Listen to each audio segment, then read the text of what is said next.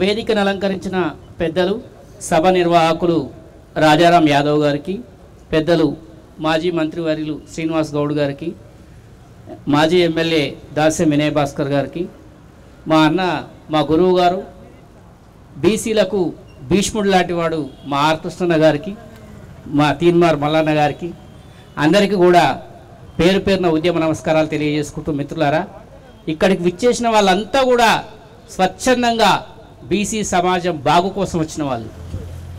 ఈ ప్రభుత్వం గుర్తుంచుకోవాల్సిన విషయం ఏంటంటే, గతంలాగా మేము ఉద్యమాలని అణిచివేస్తాం, ఉద్యమాలని బందీ చేస్తాం అనుకుంటే చాలా పొరపాటది.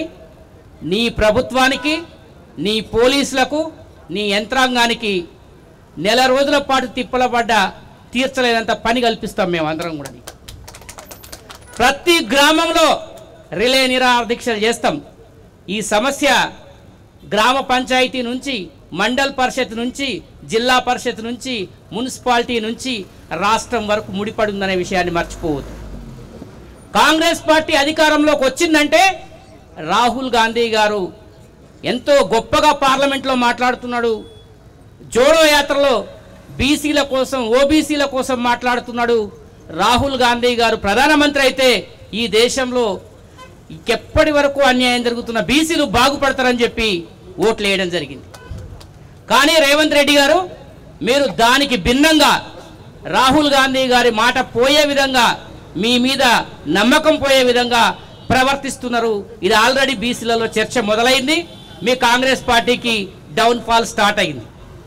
రేపు మిత్రులారా ఇప్పటి వరకు మన పెద్దవాళ్ళంతా మాట్లాడిరు, సిద్ధాంతం చెప్పిర్రు, సమస్యలు చెప్పిర్రు.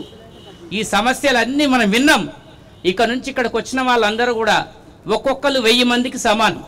మన ప్రాంతంలో ఉండే గ్రామీణ స్థాయిలో, మండల స్థాయిలో, జిల్లా స్థాయిలో ఎవరెవరు రిలే నిరాహార దీక్షలు చేస్తారో దానికి రాజారామన్నకు పేర్లు ఇచ్చిపోవాలి. ఆమరణ నిరాహార దీక్ష ఎట్లుంటుందంటే, తెలంగాణ ఉద్యమము, తెలంగాణ ప్రాంతము సాయుధ పోరాటంలో, నిన్న జరిగిన తెలంగాణ మలిదశ పోరాటంలో ప్రపంచానికి పాఠాలు నేర్పింది. రేపు జరగబోయేటటువంటి బీసీ ఉద్యమం మళ్ళీ ప్రపంచానికి పాఠాలు నేర్పుతుంది తెలంగాణ నుంచి. రాసిపెట్టుకోండి. ఎన్ని ఆమరణ నిరాహార దీక్షలు అంటే, ఎక్కడ ఎవడు ఆమరణ నిరాహార దీక్ష కూర్చుంటో ఎవడు కనిపెట్టలేనంతగా ఉంటుంది. ఎక్కడికక్కడ ఫేస్బుక్ లైవ్లు పెడతాం, సోషల్ మీడియాలో ఉంటాం.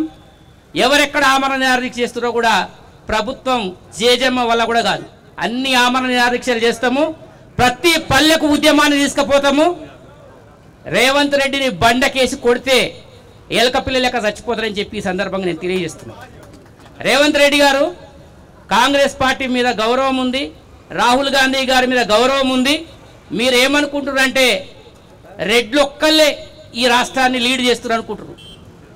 రెడ్లు ఒక్కళ్ళే ఈ రాష్ట్రాన్ని లీడ్ చేస్తున్నారు అనుకుంటారు.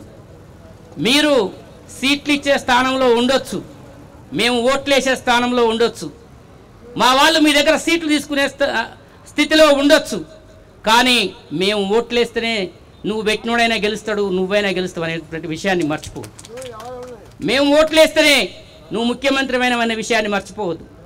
కామారెడ్డి డిక్లరేషన్లో క్లియర్గా రాసిడు, నేను 42% రిజర్వేషన్లు ఇస్తా అని.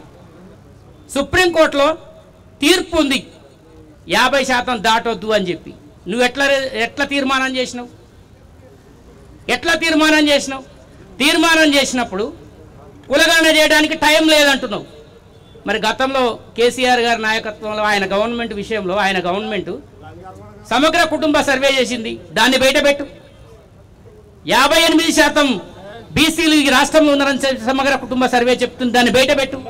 దాని ప్రకారమే నువ్వు ఎలక్షన్కు పో అని చెప్పి మేము ఈ వేదిక నుంచి డిమాండ్ చేస్తూ ఉన్నాం. మిత్రులారా, పెద్దవాళ్ళు ఉన్నారు, సమయం చాలా తక్కువ ఉన్నది, ఇంకా చాలా విషయాలు మనం మాట్లాడుకుందాము. ఈ విషయంలో మాత్రం మనం అందరం కూడా దీన్ని సీరియస్గా తీసుకొని ముందుకు పోవాలని చెప్పి విజ్ఞప్తి చేస్తున్నాను. జై తెలంగాణ, జై హింద్.